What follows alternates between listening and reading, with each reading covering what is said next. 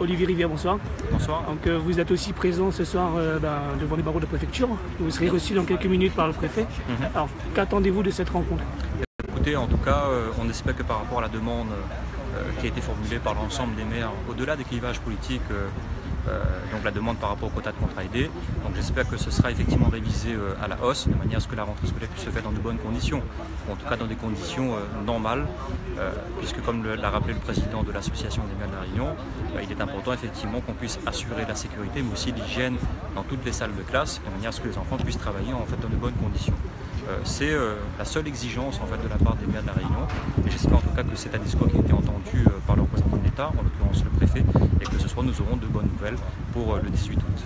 Concernant votre ville Saint-Philippe, combien de contrats il vous faut pour mener à bien cette rentrée? Écoutez, si je me base sur le quota consommé en 2016, nous avions à peu près une centaine de contrats, 115 précisément, et actuellement en 2017 nous sommes à 14 contrats pour le premier semestre. Donc ça fait non pas une baisse de 75%, mais je serai plus, on va dire, sur une baisse de près de 90% par rapport à 2016. Il nous faudrait à peu près une trentaine de contrats pour pouvoir entamer cette rentrée scolaire dans de bonnes conditions. Et donc j'espère effectivement qu'on les obtiendra, de manière à ce que les enfants puissent faire leur rentrée sereinement. Si toutefois ce n'est pas le cas, la rentrée risque d'être compromise à Saint-Philippe Ah bien sûr, mais je pense qu'elle est compromise, elle sera compromise dans les 24 communes de l'île. Moi je rappelle juste une petite anecdote s'agissant de la commune de Saint-Philippe. En 2006, il y a eu effectivement un accident qui malheureusement a coûté un œil à un enfant, puisque les enfants, vous savez, aiment jouer avec les badamis dans les cours d'école. Et manifestement à l'époque ils se sont amusés à ce jeu-là, à se lancer en fait des badamis. Il y en a un qui en a pris un dans l'œil et malheureusement il l'a perdu. Et il y a eu en fait un contentieux qui s'en est suivi, donc fonds de garantie qui s'est retourné contre la municipalité et décision qui est tombée en Conseil d'État en 2017, la commune était condamnée à verser 50 000 € d'indemnité.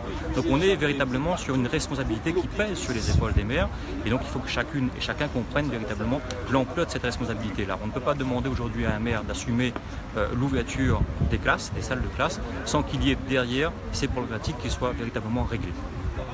Merci.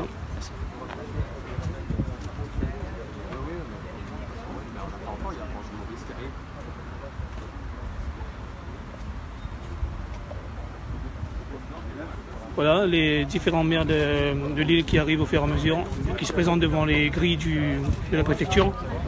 Ils vont être reçus dans quelques minutes par le préfet. Et Freedom sera au plus près pour vous. On sera reçu aussi à l'intérieur dans quelques minutes.